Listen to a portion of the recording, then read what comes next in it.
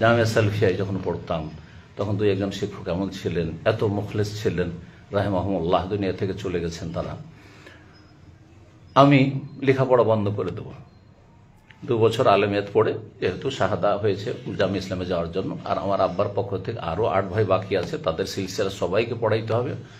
সুতরাং বাধ্যতামূলক আমি এসে চাকরি নিলাম এখানে দারুল উলুম বুদিয়া বাবপুরে, জামিয়া সালফিয়া ফারেগের পরে। তারপরে আমার 3 নম্বর ভাইটাকে ভর্তি করতে গেলাম, তখন ভর্তি করতে গেলাম হেফজখানায়, ওখানে জামিয়া সালফিয়ার।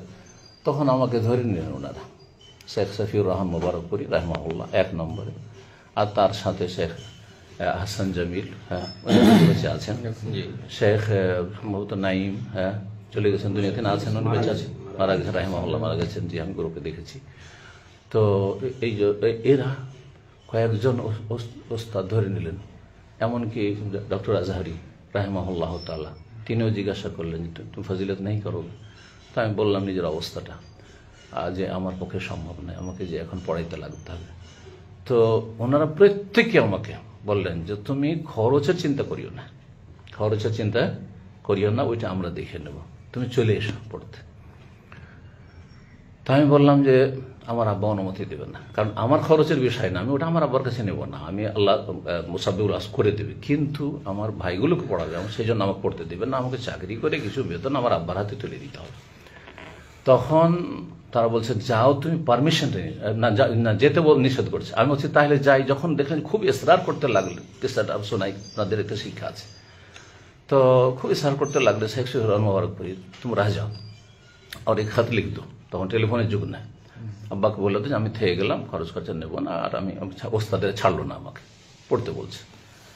তো আমি যেহেতু থাকতে পারছি না, এদিকে মাদ্রাসা ওয়াদা করে গেছি, ওইদিকে আব্বা নারাজ হয়ে যাবে, আর এদিকে আমার এখানে থাকার চাইতে ওখানে আমি আহ্বান করছি। তো সে আমি বললাম যে আমি তাহলে যাই, যাওয়ার পরে যদি অনুমতি দিয়ে দেয় আমার আব্বা তাহলে ফিরে আসবো আমি, তো যাও তাহলে।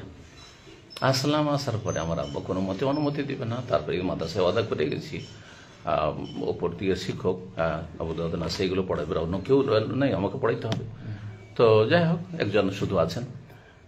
তো আমি লেগে গেলাম, শেষে জানিয়ে দিলাম ভাইটাকে যে তুমি বলে দাও মাওলানাকে যে আমি আসতে পারবো না, এই অবস্থা।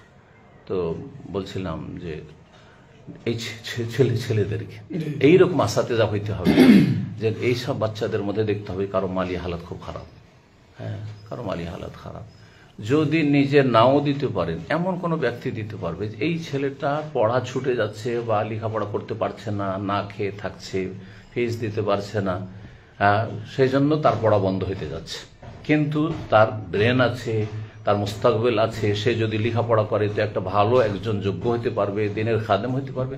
তাহলে ইশফাউ তুজারু, তুমি নিজে না পারো দান সাদকা করতে, তাহলে আর পারবেন না, অনেকে পারবেন না, হয়তো অল্প বেতন, তো কি করতে হবে? সুপারিশ করতে হবে। এমন ব্যক্তির কাছে কথাটা আপনি পৌঁছে দেবেন, যেই ব্যক্তি হয়তো নজর যাবে, তখন সে ব্যক্তি তার কথা নেই। আপনার একটা সুপারিশ, আপনি 1 পয়সা দান করলেন, কিন্তু তার সমান লিখে পেয়ে গেলেন। আল্লাহ যেন তৌফিক দান।